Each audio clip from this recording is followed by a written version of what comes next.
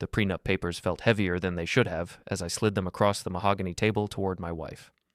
Tara's perfectly manicured fingers froze halfway to her coffee cup, her expression shifting from confusion to something approaching terror in the span of a heartbeat.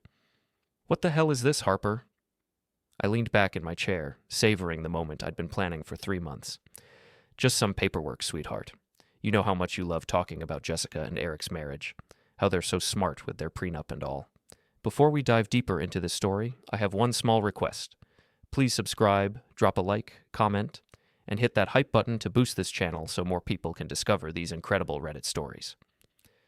3 months earlier, I was still living in blissful ignorance, thinking my biggest problem was Tara's obsession with keeping up with the Joneses, or in our case, keeping up with Jessica and Eric Morrison, her friends from the boutique where she worked as a manager. "You know what Eric bought Jessica for their anniversary?" Tara had said, not looking up from her phone as she scrolled through Instagram. "A BMW X5, brand new, $60,000. I was sitting at our kitchen table, laptop open, working through tax returns for my accounting firm's clients. The irony wasn't lost on me that I spent my days managing other people's money while my wife spent hours faster than I could earn it. "That's nice," I replied, not really listening. I'd heard variations of this conversation at least twice a week for the past year. "Nice?" Tara's voice pitched higher. "Harper, do you understand what that means? It means Eric values his wife. It means he's a provider, a real man." I looked up from my laptop. Tara was 34, blonde, and still turned heads when she walked into a room. She was also becoming increasingly difficult to live with. "And what does that make me?" I asked. "Well, you drive a Honda Civic that's 7 years old. A reliable Honda Civic that's paid off." Tara rolled her eyes. "Jessica says Eric told her that a man's car is a reflection of how he sees his woman. Like, if you really loved me, you'd want other people to know it." I closed my laptop. "So my love is measured in German engineering?" "Don't be sarcastic, Harper. I'm trying to have a serious conversation about our future. Our future involves me working 60-hour weeks so you can buy designer handbags and complain that I don't drive a BMW. See? This is exactly what I'm talking about." Tara stood up, her chair scraping against the hardwood floor. "Eric would never talk to Jessica like that. He respects her. Eric inherited his father's construction company. I built my accounting practice from nothing." "Excuses," Tara muttered, heading toward the stairs. "Jessica's right. Some men just have it, and others don't." That conversation should have been a warning sign. Instead, I convinced myself it was just another phase. Tara had gone through phases before: yoga instructor Tara, organic food Tara, social media influencer Tara. BMW-obsessed Tara would pass too. I was wrong. The next few weeks brought a steady escalation. Tara started staying out later with Jessica and their circle of boutique friends. She'd come home with stories about Eric's latest romantic gesture or some other husband's surprise vacation to Cabo. She began dropping hints about how successful men treated their wives. "David Chen bought Melissa a new engagement ring for their 5-year anniversary," she announced one evening. 2 carats, said the first one wasn't good enough now that his business is doing so well. "David Chen sells insurance," I pointed out. "Successful insurance. There's a difference." I was beginning to understand that difference. Successful, in Tara's evolving vocabulary, meant visible. It meant status symbols and public displays of wealth. It meant everything I wasn't. The breaking point came on a Thursday night in late September. I was in my home office, finishing up quarterly reports for a client, when I heard Tara on the phone in the living room. "I know, right?" she was saying, her voice carrying that particular tone she used when talking to Jessica. "Harper's sweet, but he's just so practical. Like Eric surprises you with jewelry and weekend trips, Harper surprises me with spreadsheets showing how much we saved on groceries." I stopped typing. "No, I'm serious," Tara continued. "Sometimes I wonder what it would be like to be with a real provider. Someone who thinks bigger than a Honda Civic and a 401k. I saved my work and closed the laptop. Through the doorway, I could see Tara curled up on our couch, the one I'd saved for 6 months to buy. She was wearing the diamond earrings I'd given her for Christmas, paid for with overtime hours and skipped lunches. "I just feel like I'm settling, you know?" she said into the phone. "Like, what if this is as good as it gets?" That's when I knew our marriage was over. Not because Tara was unhappy, but because she'd started sharing that unhappiness with people who would use it as entertainment. I'd become the cautionary tale Jessica would tell at dinner parties, the husband who wasn't enough. I went back to my office and started planning. The first thing I did was hire a private investigator. Not because I suspected Tara of cheating, but because I suspected she was about to. When someone spends that much time talking about what they're missing, they usually start looking for it. The investigator, a former cop named Ray Kowalski, was exactly what you'd expect. Tired eyes, cheap coffee breath, and a complete lack of illusions about human nature. Surveillance or just background checks? He asked during our meeting at a diner downtown. Surveillance. My wife, her friends, their usual hangouts. I want to know who she's talking to and where she goes. Ray nodded. Divorce? Probably, but I want to be prepared. Smart. Most guys wait until after they're screwed to start gathering evidence. Ray's first report arrived a week later. Tara's routine was predictable. Work at the boutique, drinks with Jessica and the group on Thursday nights, shopping on weekends. Nothing suspicious, but Ray noted that she'd started dressing differently. More makeup, more attention to her appearance on days when she had no reason to impress anyone. She's getting ready for something, Ray told me over the phone. Or someone. The someone turned out to be Grant Irwin. Grant was a client of mine, a recently divorced real estate developer who'd hired my firm to handle his post-divorce financial restructuring. He was 43, drove an Audi A8, and had the kind of confident swagger that came from never having to check his bank balance before making a purchase. He was also exactly the type of man Tara had been describing for months. Ray's photos told the story. Tara leaving work early to meet Grant at upscale bars. The two of them in his Audi outside our house while I was supposedly at the office. Tara wearing new jewelry I hadn't bought her. How long has this been going on? I asked Ray. Based on the evidence? Well, about 3 weeks. But I'd guess they've been talking longer. I studied the photos. In one, Tara was laughing at something Grant had said, her hand on his arm. She looked happier than I'd seen her in months. What do you want to do? Ray asked. Keep documenting and find out everything you can about Grant's divorce. I want to know what kind of man my wife thinks is an upgrade. Ray's research on Grant was illuminating. His divorce had been messy, involving accusations of financial hiding and infidelity. His ex-wife had walked away with half his assets and a healthy alimony payment. Grant was wealthy, but not as wealthy as he pretended to be. More importantly, he had a pattern. Ray found evidence of at least 2 affairs during Grant's marriage, both with married women, both ending badly when the husbands found out. Guy's a predator, Ray summarized. Targets unhappy wives, makes them feel special, then moves on when things get complicated. Perfect, I said. Perfect? Tara thinks she's trading up for a BMW husband. Instead, she's about to become another casualty in Grant's hobby. I spent the next 2 weeks watching my marriage disintegrate in real time. Tara became more distant, more critical, more obvious in her lies about where she'd been and who she'd been with. She started picking fights over nothing, probably to justify what she was doing.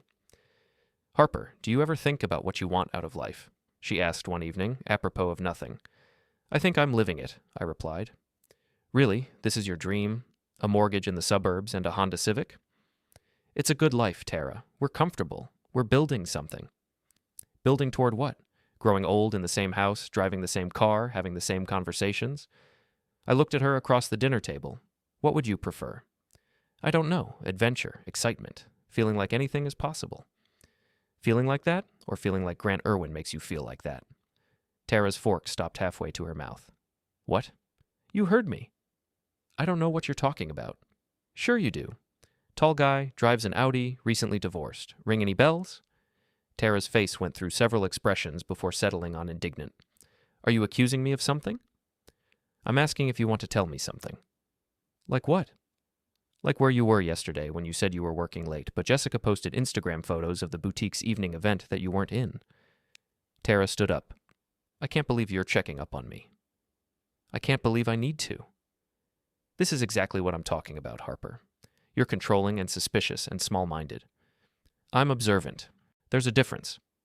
Tara left the room, but not before I caught the flash of guilt in her eyes. She was going to leave me for Grant. The only question was when. That night, I called my lawyer. Mallory Reese had been handling legal work for my accounting firm for 5 years. She was sharp, ruthless, and had no patience for emotional nonsense. She was also the best divorce attorney in the city. Prenup? She asked when I explained what I wanted. You've been married for 6 years.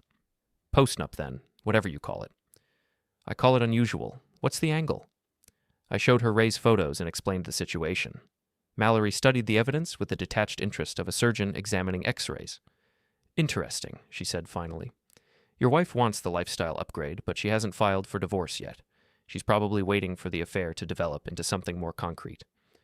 Can we use that? Absolutely. A postnuptial agreement with an infidelity clause would be devastating for her if she's already cheating, but you have to get her to sign it voluntarily. How? Mallory smiled. It wasn't a pleasant expression. By making her think it was her idea. The plan was elegant in its simplicity. I would suggest the postnup as a response to Tara's constant comparisons to Jessica and Eric. After all, Jessica had mentioned their prenup several times as an example of how smart couples protected themselves. Frame it as financial planning, Mallory advised. Tell her you've been thinking about her comments regarding successful couples and their financial arrangements. Make it sound like you're trying to be more like the BMW husbands she admires. And the infidelity clause? Standard language. Adultery voids all claims to marital assets. She'll probably assume it's meant to protect her from you cheating, not the other way around. I spent a week setting up the conversation. I made comments about how impressive Eric and Jessica's financial planning was. I mentioned that several of my clients had postnups as part of their wealth management strategies. I planted the idea that successful couples took these steps. Finally, on a Saturday morning, I brought it up directly. I've been thinking about what you said about Eric and Jessica, I told Tara over coffee. What about them? Their prenup. How smart they were to protect themselves financially. Tara looked interested. Yeah? I think we should do something similar, a postnuptial agreement. Show that we're serious about building wealth together. Really? Tara's eyes lit up. That's so mature, Harper. So professional. I made an appointment with my lawyer for Monday. We can go over the details together. Jessica is going to be so impressed. She always says Eric's business sense is what makes him attractive. I nodded. Exactly. Time to start thinking bigger. Monday's meeting with Mallory was a masterpiece of misdirection. She presented the postnup as a sophisticated financial instrument, emphasizing the asset protection and tax benefits. The infidelity clause was buried in the middle of the document, surrounded by language about property rights and investment accounts. This protects both of you, Mallory explained to Tara. If either party engages in adultery, they forfeit their claim to marital assets acquired during the marriage. Makes sense, Tara said, not really paying attention. She was more interested in the sections about business ownership and real estate investments. I'll need a few days to review everything, she added. Of course, Mallory replied. Take all the time you need. That evening, Tara called Jessica to tell her about the postnup. I listened from the kitchen as she described it as Harper's attempt to think like a successful businessman. It's actually kind of attractive, Tara said, like he's finally taking charge of our financial future. I almost felt guilty. Almost. Ray's surveillance during the next few days showed Tara meeting with Grant twice, both times at expensive restaurants. In the photos, she looked excited, animated. She was probably telling him about her husband's new business mindset and how it proved she was married to someone with potential after all. Grant, meanwhile, looked increasingly interested. Ray had been right about his pattern. Grant preferred married women who were dissatisfied but not yet ready to leave their husbands. Tara's sudden enthusiasm about her marriage probably made her more attractive to him, not less. On Thursday, Tara signed the postnup. This is so exciting, she said, her signature flowing across the bottom of the page. I feel like we're finally building something real. We are, I agreed. That night, Ray called with an update. They're escalating. Hotel bar, very intimate. She's going to make a move soon. How soon? This weekend, if I had to guess. She's got that look. What look? Like she's made a decision. Friday evening, Tara announced she was going out with Jessica and the girls. She spent an hour getting ready, choosing an outfit that was definitely not intended for a casual girls' night out. Don't wait up, she said, kissing my cheek. We might make a night of it. Have fun. Ray's text came at 11:47 p.m. Hotel parking garage. She's not coming home tonight. I poured myself a scotch and waited.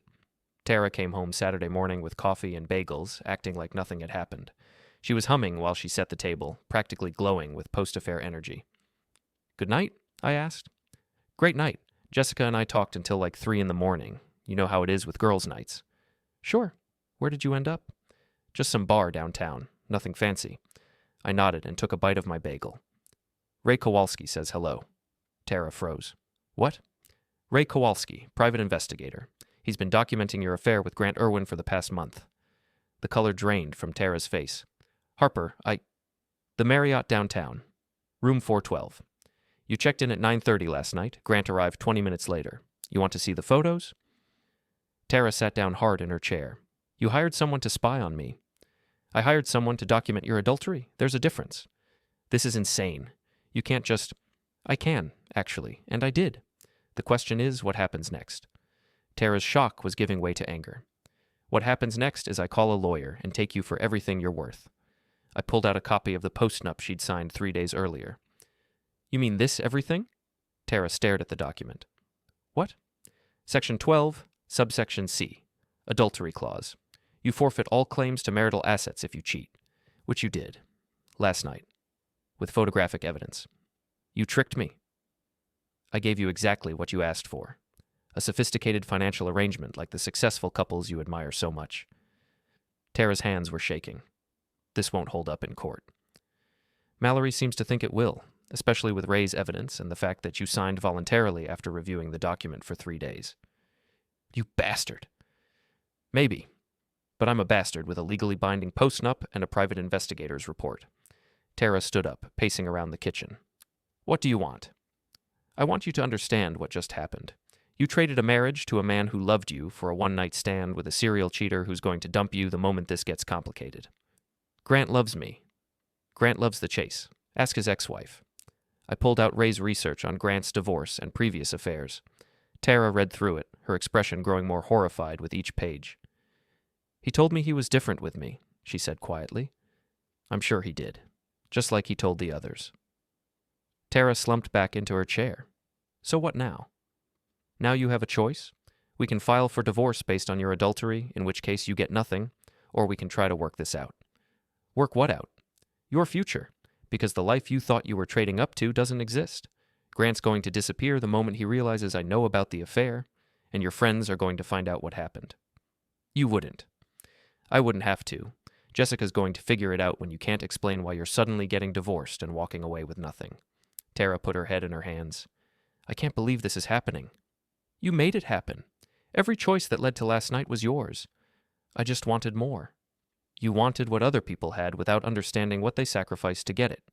Eric and Jessica have a prenup because Eric's first wife took him to the cleaners. David Chen bought Melissa a new ring because he was cheating on her and felt guilty. The successful marriages you've been envying are built on the same problems you created here. Tara looked up at me. So what happens now? Now you decide what kind of person you want to be, because the fantasy is over. My phone buzzed with a text from Ray. Grant just got served with papers from his ex-wife. Looks like she found out about the affair. Thought you should know. I showed Tara the message. Looks like Grant's about to get complicated. Tara's phone rang. Grant's name appeared on the screen. She looked at me, then at the phone, then back at me. Answer it, I said. Tara picked up. Hello?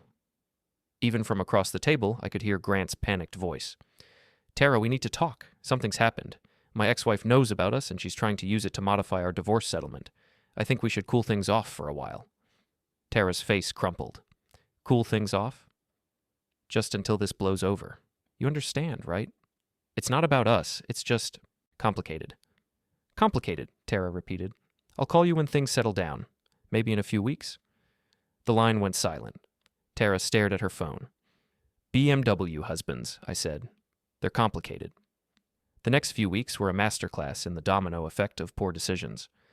Grant, true to form, completely ghosted Tara. His ex-wife's lawyer had threatened to reopen their divorce settlement based on evidence of continued adultery, which would have cost Grant hundreds of thousands of dollars. Tara tried calling him twice before giving up. She spent most of her time in our bedroom, emerging only for work and the occasional meal. The confident woman who'd been planning her upgrade to a better life had been replaced by someone who jumped every time her phone made a sound. Jessica keeps asking what's wrong, she told me one evening. She knows something happened. What are you telling her? That we're going through a rough patch. Are we? Tara looked at me with something approaching desperation. Are we getting divorced? Do you want to get divorced? I don't know what I want anymore. That was probably the most honest thing she'd said in months. I'd been thinking about our situation constantly. The smart play was to file for divorce immediately. I had ironclad evidence of adultery, a post-nup that protected my assets, and a wife who was too emotionally devastated to fight effectively. But something held me back. Maybe it was curiosity about whether Tara had learned anything from the experience. Maybe it was a desire to see how far the consequences would spread. Or maybe I just wanted to watch the rest of the dominoes fall. The first major domino was Jessica. She showed up at our house on a Thursday evening, armed with a bottle of wine and a determination to get to the bottom of Tara's mysterious depression. "Harper," she said when I answered the door. "I need to talk to Tara. She's been acting weird for weeks. She's upstairs. But Jessica, maybe give her some space." "Space? Her best friend wants to give her space? What kind of friend would that make me?" I let her in, curious to see how this would play out. Jessica found Tara in our bedroom, still in her work clothes, staring at her phone. "Okay, enough," Jessica announced. "What is going on with you?" I could hear their conversation from downstairs. Tara tried to deflect, but Jessica was persistent. Finally, the whole story came out. The affair with Grant, the post-nup trap, Grant's abandonment, the potential divorce. "Wait," Jessica said. "Grant Irwin? The real estate guy with the Audi? You know him?" "Eric's company did some work for him last year. Harper, he's bad news, like seriously bad news." There was a long pause. "How bad?" Tara asked. "Eric said he hit on every woman at the construction site, including the married ones. His ex-wife told people he was a serial cheater who specifically targeted unhappy wives." Another pause. "Why didn't you tell me this before?" "Before what? I didn't know you were—" "Tara, what were you thinking?" I could hear Tara crying. "I thought he was different. I thought he understood me." "Understood what? That you wanted to cheat on your husband? It wasn't like that." "What was it like?" "I just felt so ordinary. Like Harper and I were stuck in this boring life while everyone else was living these amazing experiences." "So you decided to blow up your marriage for a guy who hits on construction workers?" "When you put it like that, how else would I put it? Tara, Harper's a good guy. He works hard, he's honest, he loves you, and you threw that away for what? A few expensive dinners and a night at the Marriott?" I stopped listening. Jessica's reaction told me everything I needed to know about how Tara's social circle would respond to the truth. The same friends who'd been encouraging her dissatisfaction would now judge her for acting on it. Jessica left an hour later, shaking her head as she passed me in the living room. "I hope you two can work this out," she said. "But Harper, if you can't, well, I understand." The second domino fell at Tara's work. Her boss, Miranda, called her into the office on Friday morning for what Tara assumed was a routine check-in. Instead, Miranda had heard rumors about Tara's personal problems and was concerned about how they might affect the boutique's reputation. "Our clients trust us to represent a certain lifestyle," Miranda explained.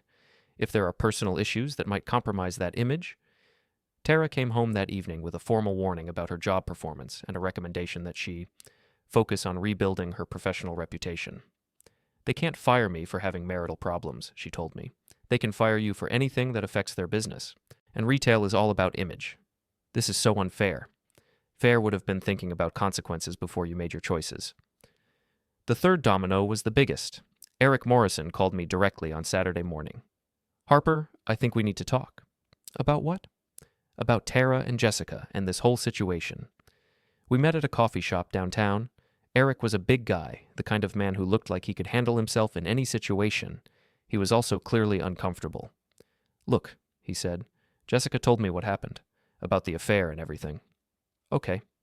The thing is, Jessica's been encouraging this whole comparison thing, the BMW comments, the talk about successful husbands, all of it." "I know." She feels terrible about it now, like she pushed Tara into making a mistake. I studied Eric's face. "Did she?" "I don't know. Maybe. Jessica's got her own issues with money and status.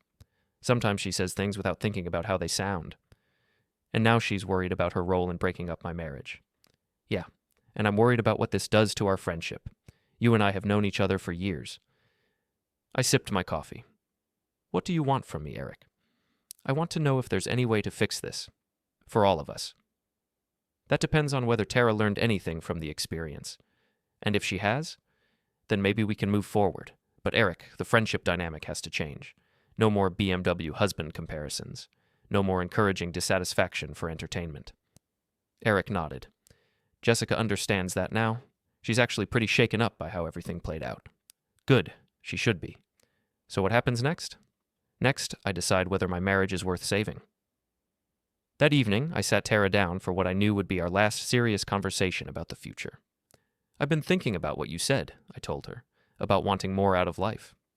Harper, I'm so sorry about everything. I know I messed up."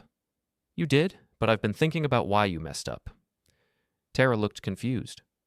What do you mean?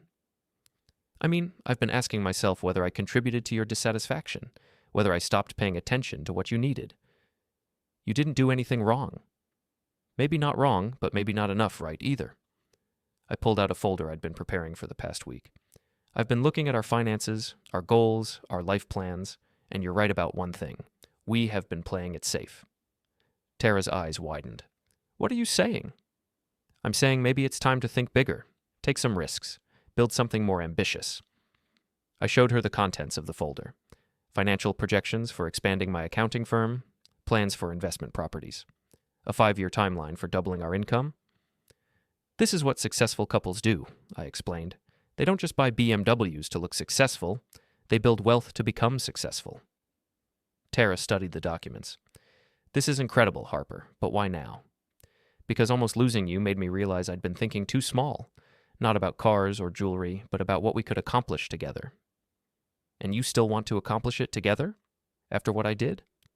I looked at my wife, really looked at her. She was still beautiful, but the confidence that had attracted me 6 years ago had been replaced by something fragile and uncertain. That depends, I said. On what? On whether you understand the difference between wanting more and wanting what other people have. Tara was quiet for a long time. I think I do now. Tell me. Wanting more means working for something better. Wanting what other people have means you're willing to destroy what you already have for the illusion of something better. And which one were you doing? The second one. Definitely the second one. I nodded. Grant represented everything you thought you wanted. Status, excitement, the feeling of being chosen by someone successful, but he was never going to give you a real life. I know that now? Do you? Or do you just know it because he dumped you? Tara flinched. That's harsh. It's honest. If Grant had left his ex-wife for you, would you still understand the difference? Tara thought about it. I don't know. Maybe not. At least you're being honest. So what happens now? I closed the folder. Now you decide what kind of person you want to be, because I'm going to build this business plan with or without you. The question is whether you want to be part of something real or keep chasing fantasies. I want to be part of something real. Even if it means years of hard work before we see the payoff. Even if it means driving the Honda for another 3 years while we reinvest everything into the business. Yes. Even if it means Jessica and the others don't understand our choices. Especially then. I studied Tara's face, looking for signs of the woman who'd thrown away our marriage for a night with Grant Irwin. She was still there, probably always would be, but there was something else now, something that looked like understanding. Okay, I said finally. But we do this my way. No more comparisons to other couples, no more measuring our success by other people's possessions, and no more secrets. No more secrets, Tara agreed. And Tara, if you ever decide you want something I can't give you, you come to me first, before you go looking for it somewhere else. I will. Because there won't be a second chance. The postnup still stands, and I still have Ray's evidence. If you cheat again, you lose everything. I understand. Good. I reopened the folder and spread the business plans across our kitchen table. Then let's get to work. 6 months later, we were sitting in the same kitchen, reviewing profit and loss statements for my expanded firm. The Honda was still in the driveway, but it was parked next to a small moving truck. We were relocating the business to a larger office space. Jessica asked if we wanted to go to dinner this weekend, Tara mentioned, not looking up from the financial reports. What did you tell her? That we're working. Are you okay with that? Tara smiled. I'm more than okay with it. Jessica's still talking about Eric's latest toy purchase, some boat he can't afford. And that doesn't tempt you? Not even a little. I'd rather have equity than a boat payment. I looked at my wife, calculating numbers in the margins of our business plan, completely focused on building something that would last. She looked happy in a way she'd never looked while coveting other people's lives. You know what the best part is? She said. What's that? In 2 years, when this plan works out, we'll be able to afford any car we want, but we won't need to buy one to prove anything. And that's enough for you? Tara looked up from the spreadsheet. And Harper, I spent months thinking I wanted to be Jessica, envying her marriage and her lifestyle. But you know what Jessica doesn't have? What? A husband who would fight for their marriage instead of just giving up. A husband who would see her mistakes as problems to solve instead of reasons to quit. Even after everything that happened? especially after everything that happened. Grant would have run the moment things got difficult. You stayed and figured out how to make it work. I reached across the table and took her hand. So, no regrets about the BMW lifestyle? None. Turns out I prefer the Honda lifestyle with the right person. Even if the Honda's 7 years old? Even if it's 17 years old. As long as it gets us where we're going together. I squeezed her hand. It will. Outside, I could hear Eric Morrison starting his new boat, the one Jessica had been bragging about for weeks. The engine coughed and sputtered before finally turning over. Tara and I looked at each other and started laughing. Successful couples, she said, shaking her head. They're complicated, I replied. We went back to our business plan, building something real instead of chasing something shiny. It was the best decision we ever made.